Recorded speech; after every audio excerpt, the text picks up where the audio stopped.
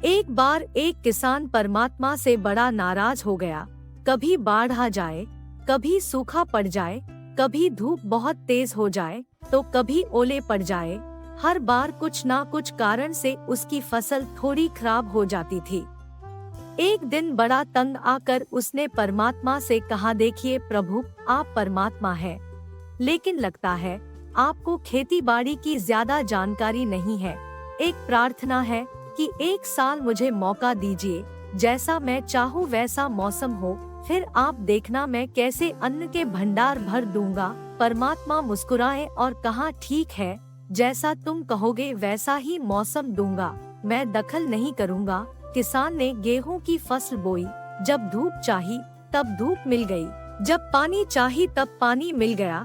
तेज धूप, ओले, बाढ़, आंधी तो उसने आने ही नहीं दी। समय के साथ फसल बढ़ी और किसान की खुशी का भी ठिकाना न रहा, क्योंकि ऐसी फसल तो आज तक कभी हुई ही नहीं थी। किसान ने मन ही मन सोचा, अब पता चलेगा परमात्मा को कि फसल कैसे उगाते हैं।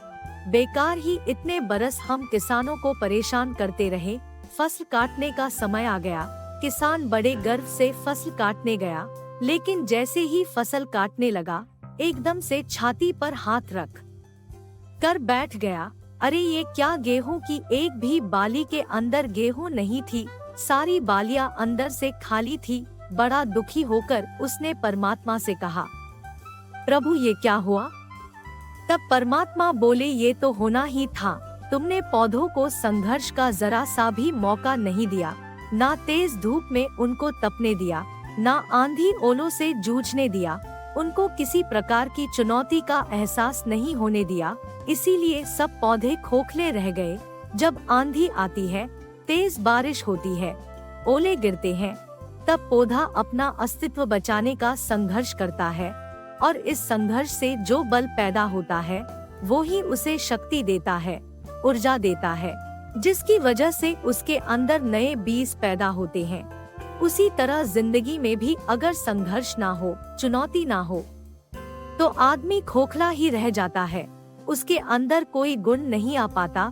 ये चुनौतियाँ ही है जो आदमी के अंदर ऊर्जा पैदा करती है, उसे जीने का, कुछ कर दिखाने का मकसद देती है, हर दिन एक नया काम देती है। सोचो अगर ये सब न हो तो जिंदगी कैसी होगी। इसलिए चुनौतियों से डरो या भागो नहीं, बल्कि उनसे कुछ नया सीखने की कोशिश करो। जैसे सोना आग में तप कर कुंदन बनता है, इसी तरह से इन चुनौतियों में खुद को तपा लो, फिर देखना आपका वो व्यक्तित्व सामने आएगा जिसे दुनिया सलाम करेगी और आप खुद उससे प्यार करेंगे।